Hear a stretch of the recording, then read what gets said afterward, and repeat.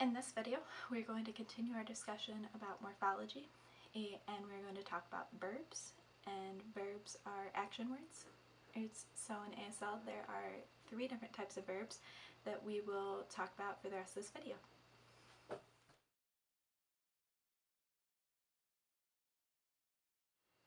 The first type of verb in ASL is a plain verb, and plain verbs are always the same no matter what you're talking about or who is signing them. And so these are verbs like eat, love, those types of verbs. So with these verbs you have to establish the subject and the object. So I can say,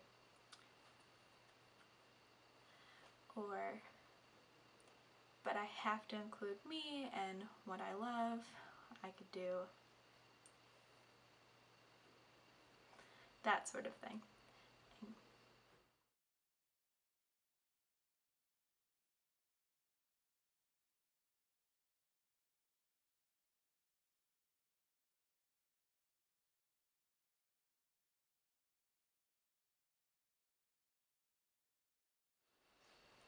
The second type of verb in ASL is an indicating verb, and these are sometimes also called directional verbs, and you'll see why. So indicating verbs change based off what you're talking about.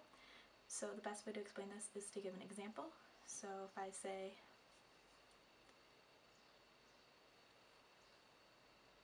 so I just said, I help my sister, but I can also say, and in that I just said that my sister helps me. So it's the same verb, but depending on the direction of the verb, that's where you find the meaning.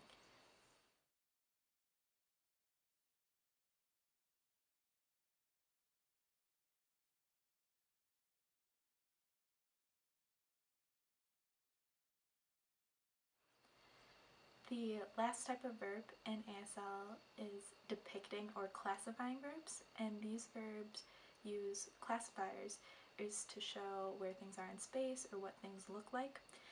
So an example of this would be,